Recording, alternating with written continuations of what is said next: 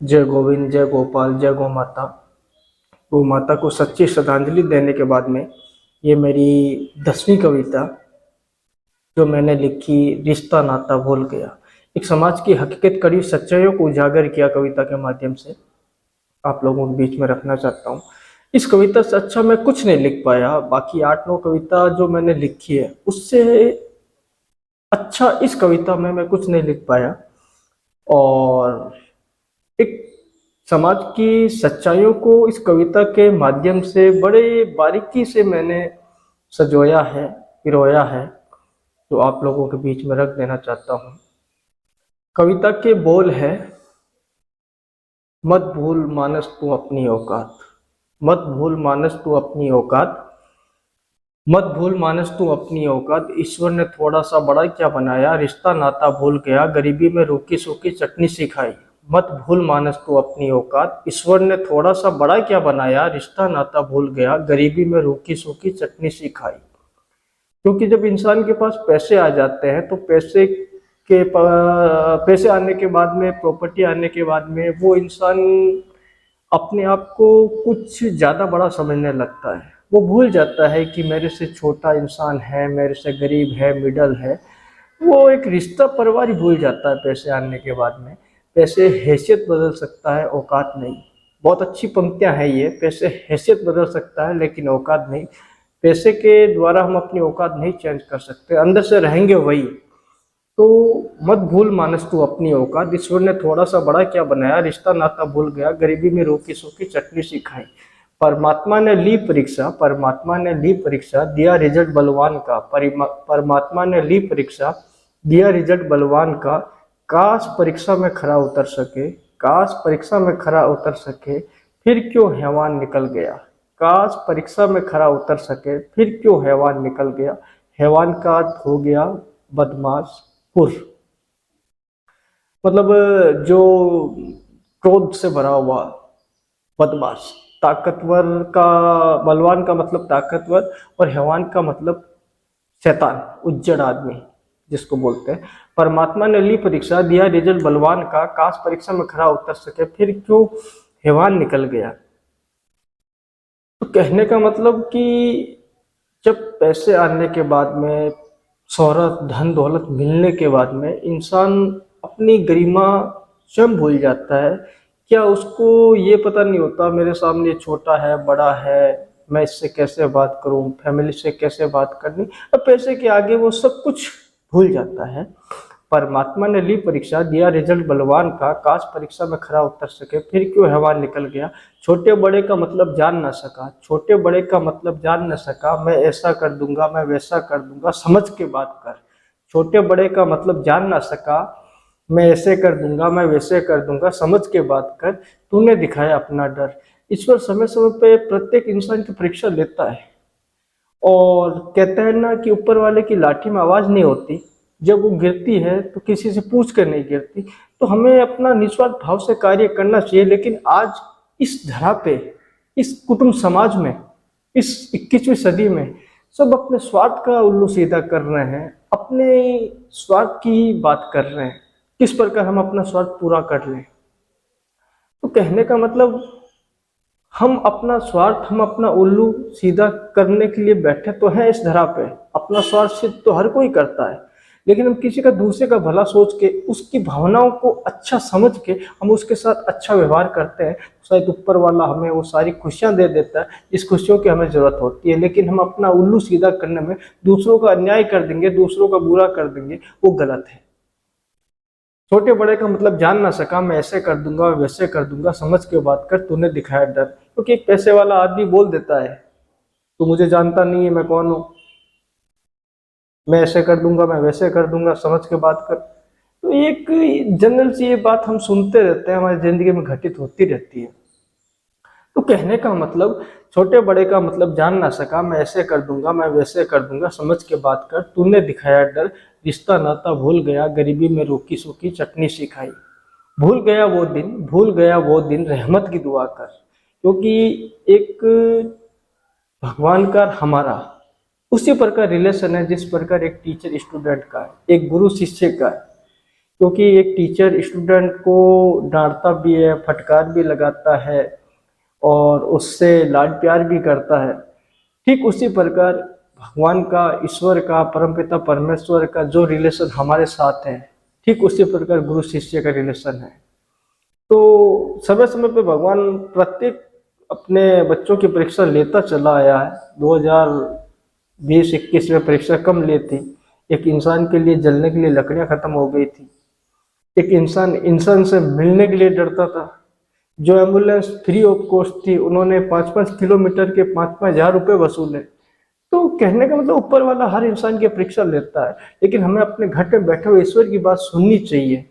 जो हम न सुन करके मन रूपी राक्षस की बात सुन के उस जघन्य अपराध तक चले जाते हैं जो हमारे आप के लिए शोभाजनक नहीं है, शोभामान नहीं है, अच्छा नहीं है। फिर भी हम मन रूपी राक्षस की बात क्यों सुन लेते हैं और उस दलदल में क्यों गिर जाते हैं, इस बात पर विचार करना अति आवश्यक है। रिश्ता नाता भूल गया, गरीबी में रोटी सोचने की चटनी खाई, भूल गया वो दिन रहमत की दुआ कर, भूल गया वो दिन रहमत की दुआ कर, हर किसी का मान करूं फिर क्यों भस्मासुर बन गया। भूल गया वो दिन रहमत की दुआ कर, हर किसी का मान करूं फिर क्यों भस्मासुर बन गया। रहमत का मतलब हो गया कृपा कर, करुणा कर, दया कर। तो भूल गया वो दिन रहमत की दुआ कर, हर किसी का मान करूं फिर क्यों भस्मासुर बन गया। भोलेनाथ से क्या गलती होगी भस्मासुर को तथास्तु बोल के। भस्मासुर ने भोलेनाथ की तपस्या की, पूजा की, अर्चना की, और भोलेनाथ देवों के देव महादेव जो दिल के भोले, मन के भोले, उन्होंने तथास्तु बोल दिया भस्मासुर को। क्या गलती हुई भोलेनाथ से कि उसने भस्मासुर को तथास्तु का आशीर्वाद दे दिया और निर्देश आदमियों को भस्मासुर सिर पे हाथ रखा और उनके साथ अन्याय करता चला गया। खुद सोचने समझने की बात है। हमें ज्यादा नहीं सोचना, हमें उतना ही सोचना है जिससे हमारा भला हो जाए, हमारे परिवार का भला हो जाए। ज्यादा हमें नहीं सोचने की जरूरत है, और ज्यादा सोचने वाला हमेशा कीचड़ में गिरता है, ये सच्चाई है। भूल गया वो दिन रहमत की दुआ कर, हर किसी का मान करूं फिर क्यों भस्मासुर बन गया। बनाने वाले ने हाड मास का बनाया, बनाने वाले ने हाड मास का बनाया, मिट्टी जितनी औकात नहीं। बनाने वाले ने हाड मास का बनाया, मिट्टी जितनी औकात नहीं। चाहत थी प्रभु का ध्यान मनन करूं, चाहत थी प्रभु का ध्यान मनन करूं, फिर क्यों दौलत पे गुमान करता है। हमें आपको पता है शरीर हमारा नश्वर है, इस शरीर का कोई भरोसा नहीं है। जिस प्रकार एक पानी का बुलबुला फूटने में कितना टाइम लगता है, वैसे हमारा आपका शरीर है। फिर भी हम घमंड क्यों कर रहे हैं, अहंकार क्यों कर रहे हैं, वो ऐसे जघन्य अपराध क्यों कर रहे हैं जो हमारे लिए अच्छे नहीं है, हमारे लिए बेस्ट नहीं है, हमारे लिए सर्वोपरि नहीं है, फिर भी हम कर रहे हैं। बनाने वाले ने हाड मास का बनाया, मिट्टी जितनी औकात नहीं। चाहती प्रभु का ध्यान मनन करूं फिर दौलत पे क्यों गुमान करता है, फिर दौलत पे क्यों गुमान करता है। क्योंकि पैसे आने के बाद में इंसान वो सारी हदें पार कर देता है। ऐसे कई एग्जाम्पल है इस भारत देश में। पैसे के बदौलत वो गरीब को दंडित करता है, मिडिल क्लास को दंडित करता है। मैं ऐसे कर दूंगा, मैं वैसे कर दूंगा, मतलब बहुत तरह की बातें बोलता है। और फिर हम ही आप बात करते हैं कि भैया पैसे वाला है, कुछ भी कर सकता है। लेकिन ऊपर वाले की लाठी में आवाज नहीं होती। ऊपर वाला कब हावी हो जाए, तो कहने का मतलब निस्वार्थ भाव से कर्म हमें आपको करना चाहिए इस तरह पे, जो हम नहीं कर पाते हैं। और हम इसी द्वारा, इसी कारण हम जघन्य अपराध में डूब जाते हैं और अपने आप को निराश, हताश महसूस करते हैं। आज के टाइम में अगर कोई निराश बैठा है, कोई उदास बैठा है, अगर मुझसे पूछ लेंगे भैया उदास क्यों बैठे हो, निराश क्यों बैठे हो, तो सीधे वो पकड़ते बोला तेरे को क्या मतलब है, तू कौन होता पूछने वाला। मतलब आज के टाइम में एक भगवान, एक ईश्वर, एक इंसान जो हमारी तरह हम उससे दुख दर्द की बात भी नहीं पूछ सकते हैं, उसका दुखड़ा भी नहीं सुन सकते हैं। वो अंदर ही अंदर घुटते जा रहा है, खोखला होते जा रहा है, घुटते जा रहा है, खोखला होते जा रहा है। अगर अपने अंतर मन की बात किसी को शेयर कर देते हैं, फैमिली, परिवार को या अच्छे मित्र को, तो शायद हमारा अंतर मन हल्का हो जाता है। लेकिन आज शेयर करना तो दूर की बात है, वो ये आज का भगवान, आज का इंसान, आज का मनुष्य, आज का प्राणी अंदर ही अंदर घुटता जा रहा है, अपना गम अंदर ही घुटता जा रहा है। पता नहीं इस 21वीं सदी में ऐसा क्या हो गया है कि एक विश्वास की, एक अपनापन की, एक आदर भाव की जो एक होती है वो टूटती जा रही है, बिखरती जा रही है, मान सम्मान घटता जा रहा है। बनाने वाले ने हाड़ मास का बनाया, मिट्टी जितनी औकात नहीं, चाहती प्रभु का ध्यान मन करो, फिर दौलत पे क्यों गुमान करता है, पैसे हैसियत बदल सकती है लेकिन औकात नहीं। बहुत अच्छी बात, ये बात मैंने पढ़ी लिखी थी और सुनी भी थी, कई भाइयों से सुनी थी। आकांक्षा खूब बड़ी, अगली पंक्तियां हैं, आकांक्षा खूब बड़ी थोड़ा महान कर, आकांक्षा खूब बड़ी थोड़ा महान कर, खोल दे किस्मत के ताले, खोल दे किस्मत के ताले, अब वैसा नाम कर। आकांक्षा खूब बड़ी थोड़ा महान कर, खोल दे किस्मत के ताले, खोल दे किस्मत के ताले, अब वैसा नाम कर। वैसा कैसा कि मैं फेमस हो जाऊं, पैसे वाला बन जाऊं, वो आदमी पैसे वाला, उसी तरह मैं पैसे वाला बन जाऊं। तो ईश्वर से वो प्रार्थना करता है कि ईश्वर मेरे से क्या गलतियां हो गई है, कुछ पैसे वाला बना, कुछ मेरा रोजगार अच्छा चला, या बिजनेस अच्छा कर, या मैं कहीं भी नौकरी करूं, कुछ मेरे साथ ऐसा कर कि ताकि मैं मतलब अच्छा बन सकूं और अपना जीवन अच्छी तरह से यापन कर सकूं। लेकिन आकांक्षा इच्छा होती है, ये आकांक्षा खूब बड़ी थोड़ा महान कर, खोल दे किस्मत के ताले, अब वैसा नाम कर। रिश्ता नाता भूल गया, गरीबी में रूखी सूखी चटनी सी खाई। बुझा बुझा सा दिखता है, बुझा बुझा सा दिखता है, हे नाथ मेरी अर्जी कबूल कर। बुझा बुझा सा दिखता है, हे नाथ मेरी अर्जी कबूल कर। अब ना भूल पाऊंगा, अब ना भूल पाऊंगा, मेरी विनती मकबूल कर। बुझा बुझा सा दिखता है, हे नाथ मेरी अर्जी कबूल कर। अब ना भूल पाऊंगा, मेरी विनती मकबूल कर। कबूल का मतलब मंजूर और मकबूल का मतलब स्वीकृति प्रदान कर, स्वीकार कर। जब इंसान हताश हो जाता है, टूट जाता है, बिखर जाता है, तब वो ईश्वर को याद करता है। वो कहते हैं ना, सुख के सब साथी दुख के ना कोई। जब इंसान के जीवन में दुख आता है, कष्ट आता है, तभी वो ईश्वर को याद करता है, अन्यथा इंसान ईश्वर को भी याद नहीं करता, रिश्तेदार तो बहुत दूर की बात है। तो वो लिखा मैंने, बुझा बुझा सा दिखता है, हे नाथ मेरी अर्जी कबूल कर। अब ना भूल पाऊंगा, मेरी विनती मकबूल कर। मकबूल कर, मुझे स्वीकृति प्रदान कर। मेरे से क्या गलती हो गई, मेरे से क्या गुनाह हो गया, जो मैंने ये गलती कर दी, उसका दंड मुझे ये भुगतना पड़ा। कई बार हम बोलते हैं ना, पता नहीं क्या हम लोगों से घटना हो गई है, क्या हम लोगों से गलतियां हो गई है, जिससे आज इतनी बड़ी यातना भुगतनी पड़ रही है। तो इंसान हमेशा ईश्वर का भक्त बनता तो है, लेकिन भक्त के अनुसार कार्य नहीं कर पाता। ये सच्चाई है। कहते हैं कि ये भोलेनाथ का भक्त है, ये हनुमान जी का भक्त है, ये दुर्गा माता का भक्त है। भक्त तो सारे हैं, लेकिन भक्त के अनुसार चल नहीं पाते हैं, इसलिए हम दुखी हैं, हताश हैं। इसलिए वो हमारा परम पिता परमेश्वर, हमारा राम, हमारा कृष्ण, हमारा महादेव हमारी आपकी दिल की बात नहीं सुन पा रहा। जिस द्वारा हम भक्त बनते हैं, उस द्वारा हम निस्वार्थ भाव से कार्य करते हैं, ईश्वर का मनन करते हैं, तो शायद हम भक्त बन जाएंगे ईश्वर के। और सच्चे भक्त बनने के बाद में वो ईश्वर हमें सारी खुशियां देगा, इस खुशी की हमें जरूरत है। लेकिन दिखावटी भक्त बहुत ज्यादा है।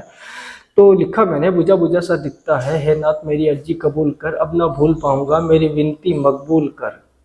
कुछ गलतियां हुई है, फिर बोलता है ईश्वर के मंदिर में जाके, कुछ गलतियां हुई है, कुछ गलतियां हुई है, गुनाहों की सजा कम कर। कुछ गलतियां हुई है, गुनाहों की सजा कम कर। मैंने ऐसा क्यों किया, मैंने ऐसा क्यों किया, अब मुझ पे कुछ रहम कर। कुछ गलतियां हुई है, गुनाहों की सजा कम कर। मैंने ऐसा क्यों किया, अब मुझ पे कुछ रहम कर। गुनाहों की मतलब हो गया, गुनाहों का मतलब हो गया सजा, अपराध। और रहम का मतलब हो गया दया, दया करना, कृपा बरसाना। तो कुछ गलतियां हुई है, गुनाहों की सजा कम कर। मैंने ऐसा क्यों किया, मुझ पे कुछ रहम कर।